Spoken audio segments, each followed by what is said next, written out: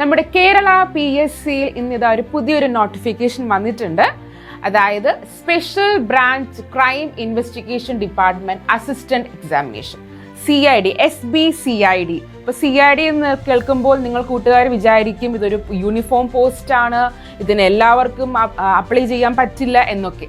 പക്ഷേ ഇതൊരു uniform post അല്ല, ഇത് എല്ലാവർക്കും അപ്ലൈ ചെയ്യാൻ പറ്റുന്നതാണ്. പ്രത്യേകിച്ച് സ്ത്രീകൾക്കും അപ്ലൈ ചെയ്യാൻ പറ്റുന്ന ഒരു പോസ്റ്റാണ്. കാരണം സ്ത്രീകൾക്ക് ഒരുപാട് ഓപ്പർച്യൂണിറ്റീസ് ഉള്ളൊരു പോസ്റ്റാണ്. പിന്നെ ഇതിനൊരു ഫിസിക്കൽ ടെസ്റ്റ് ഇല്ല. അതാണ് ഇതിൻ്റെ ഒരു ഹൈലൈറ്റ് എന്ന് പറയുന്നത്. കാരണം പോലീസിൽ വരുന്ന മിക്ക പോസ്റ്റുകൾക്കും നമ്മൾ ചിന്തിക്കാറുണ്ട് അവിടെ ഫിസിക്കൽ ടെസ്റ്റ് ഉള്ളത് കാരണം പലരും ഇത് അപ്ലൈ ചെയ്യാൻ വരെ മടിക്കാറുണ്ട്. പക്ഷെ അങ്ങനെയല്ല, ഇതൊരു നോൺ യൂണിഫോം പോസ്റ്റ് ആണ്. ഒരു മാൻഡറ്റോറി ആയിട്ടൊരു ഫിസിക്കൽ ടെസ്റ്റ് ഇതിന് ഇല്ല. അപ്പൊ ഇതാണ് ഇതിന്റെ പ്രത്യേകതകൾ. ഇതിൽ പലരും തന്നെ കഴിഞ്ഞ വർഷം 2019 ഇതിന് നോട്ടിഫിക്കേഷൻ വന്നതെങ്കിലും കോവിഡിന്റെ പ്രശ്നം കാരണം 2022 ഈ എക്സാം നടത്തിയത്. അന്നേരം പലരും ഈ എക്സാമിന് അപ്ലൈ ചെയ്തിട്ടില്ല. കാരണം എല്ലാവരും വിചാരിച്ചു ഇതൊരു യൂണിഫോം പോസ്റ്റ്, ഇത് ബുദ്ധിമുട്ടായിരിക്കും എന്ന് പറഞ്ഞ് പലരും അപ്ലൈ ചെയ്തിട്ടില്ല. പക്ഷേ ഡിഗ്രി പ്രിലിംസിന്റെ കൂടെ നടന്നൊരു എക്സാം ആണിത്. ഇത് വളരെ വളരെ മികച്ചതും നമുക്ക് എല്ലാവർക്കും പഠിച്ച് ഇത് സർവീസിൽ കയറാൻ പറ്റുന്ന ഒരു പോസ്റ്റുമായിരുന്നു. അന്ന് പലരും ഈ ഒരു പേര് കണ്ടിട്ട് അപ്ലൈ ചെയ്യാതെ പോയി. പക്ഷെ അന്ന് പറ്റിയ അബദ്ധം ആർക്കും തന്നെ ഇനി പറ്റരുത്. അതുകൊണ്ട് തന്നെയാണ് ഈ ഒരു സ്പെഷ്യൽ വീഡിയോ നിങ്ങൾക്ക് വേണ്ടി കൊണ്ടുവന്നിരിക്കുന്നത്. ഓക്കെ, നമുക്കിനി എക്സാമിന്റെ കാറ്റഗറി നമ്പർ എങ്ങനെയാണ് കാര്യങ്ങൾ നമുക്ക് നോക്കാം. Category number 17/2025. ആരും മറക്കരുത്, 17/2025 കാറ്റഗറി നമ്പർ. നോട്ടിഫിക്കേഷൻ വന്നത് ഏപ്രിൽ 30. അപ്ലൈ ചെയ്യേണ്ട അവസാന തീയതി ജൂൺ 4 മറക്കരുത്. ഇനി കഷ്ടിച്ച് ഒരു മാസമില്ല. എല്ലാവരും ഉടനെ തന്നെ അപ്ലൈ ചെയ്യാൻ ശ്രമിക്കുക. പിന്നെ ഇതിന്റെ ക്വാളിഫിക്കേഷൻ പറഞ്ഞത് ഒരു മിനിമം ഗ്രാജുവേഷൻ മതി. ഒരു സാധാരണ ഒരു ഡിഗ്രി ഉള്ള ഏതൊരു കാൻഡിഡേറ്റും ഏതൊരു ഉദ്യോഗാർത്ഥിക്കും ഈ പരീക്ഷ എഴുതാൻ കഴിയുന്നതാണ്. പ്രായം 36 മാക്സിമം പറഞ്ഞിരിക്കുന്നത്. പക്ഷെ നിങ്ങൾ റിസർവേഷൻ കാറ്റഗറിയിൽ വരുന്നവർക്കാണെങ്കിൽ കുറച്ചധികം ബെനിഫിറ്റ് ഉണ്ടാകും.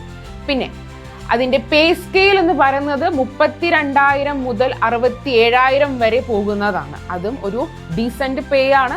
ഇപ്പോൾ 67,000 വരെ പോകുന്നത് നിങ്ങൾ പ്രൊമോഷൻ അനുസരിച്ചാണ് വരുന്നത്. ഇതില് ഗസറ്റഡ് റാങ്ക് വരുമോ എന്ന് ചോദിച്ചാൽ തീർച്ചയായും ഉണ്ട്. മൂന്നാമത്തെ പോസ്റ്റിലേക്ക് മൂന്നാമത്തെ ഉയർന്ന നമ്മൾ പോസ്റ്റിലേക്ക് പ്രൊമോട്ടഡ് ആയിട്ട് കഴിയുമ്പോൾ നമ്മൾ ഉറപ്പായിട്ടും ഗസറ്റഡ് റാങ്കിലേക്ക് എത്തുന്നതുമാണ്. ഓക്കെ, നമുക്കിത് കഴിഞ്ഞ ഈ എക്സാം നടന്നത് എപ്പോഴാണ് ഇതിന്റെ ഒരു കാര്യം നമുക്ക് നോക്കാം. ഈ എക്സാം നടന്നത് 2019 നോട്ടിഫിക്കേഷൻ വിളിച്ചതെങ്കിലും ഞാൻ മുന്നേ പറഞ്ഞതുപോലെ കോവിഡിന്റെ പശ്ചാത്തലമായതിനാൽ 2022 ഇത് എക്സാം നടന്നപ്പോൾ എക്സാം നടന്നു. അതിന്റെ റിസൾട്ട് വന്നു. 2023 റിസൾട്ട് വന്നു. അതിൽ മെയിൻ റാങ്ക് ലിസ്റ്റ് കയറിയത് 1028 കാൻഡിഡേറ്റ്സ് ആണ് വന്നത്.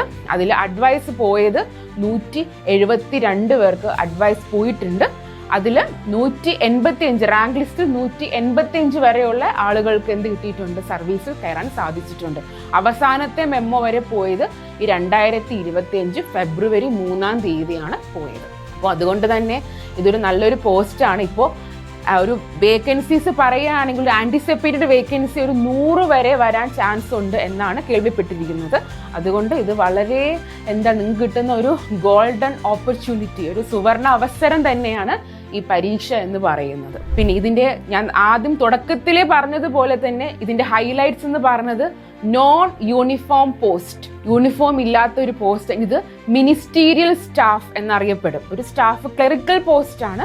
ഒരു മിനിസ്റ്റീരിയൽ സ്റ്റാഫ്, അതായത് കുറ്റാന്വേഷണങ്ങളെ അതിനൊന്നും പോകാത്ത കാറ്റഗറിയിൽ വരുന്ന ആളുകൾ വരുന്ന പോസ്റ്റാണിത്.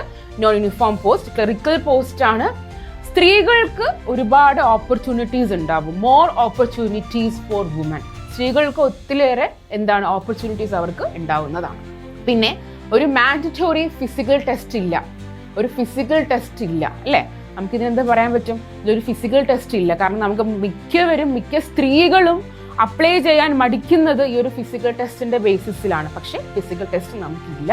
അതുകൊണ്ട് നമുക്കൊരു ചിട്ടയായ പഠനത്തോടു കൂടി നമുക്ക് ഈ പരീക്ഷ പാസ്സാകുകയും നമുക്ക് ഈ സർവീസിൽ കയറാൻ സാധിക്കുന്നതുമാണ്. അപ്പോൾ ഇതൊക്കെയാണ് ഈ എക്സാമിന്റെ ഹൈലൈറ്റ്സ്. എനിക്ക് വീണ്ടും എടുത്തു പറയേണ്ടതായിട്ടുള്ളത് ഈ എക്സാമിന് മറ്റ് യൂണിഫോം പോസ്റ്റുകളിലെ പോലെ ഗ്രേസ് മാർക്ക് ഉണ്ടാവില്ല. അതായത് നിങ്ങൾ NCC SPCയിലൊക്കെ ഉള്ള ആളായിരുന്നു എങ്കിൽ മറ്റ് യൂണിഫോം പോസ്റ്റ് നമുക്ക് ഗ്രേസ് മാർക്ക് ഉണ്ടാവും, പക്ഷെ ഇതിന് ഗ്രേസ് മാർക്ക് ഉണ്ടാവില്ല. അതാണ് പ്രത്യേകത. പിന്നെ ഇത് എല്ലാ ജില്ലകളിലും പോസ്റ്റിംഗ് അല്ല, ഇത് സ്റ്റേറ്റ് വൈഡ് എക്സാം ആണ്. തിരുവനന്തപുരം, എറണാകുളം, കൊല്ലം, കോഴിക്കോട് എന്നീ ജില്ലകളിലായിരിക്കും നിങ്ങൾക്ക് പോസ്റ്റിംഗ് വരുന്നതും ട്രാൻസ്ഫർ വരുന്നതും ഈ ജില്ലകളിൽ തന്നെ ആയിരിക്കും.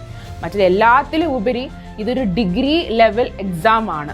ഡിഗ്രി ലെവൽ എക്സാം ആകുമ്പോൾ ഇത് മുന്നേ ചോദിച്ചപ്പോൾ ഡിഗ്രി പ്രിലിംസിന്റെ കൂട്ടത്തിൽ ആയിരുന്നു ഇത് ചോദിച്ചിരുന്നത്. ഇപ്പോൾ ഇത് പ്രത്യേകമായി എടുത്ത് ചോദിച്ചിട്ടുണ്ട് ഈ പരീക്ഷ.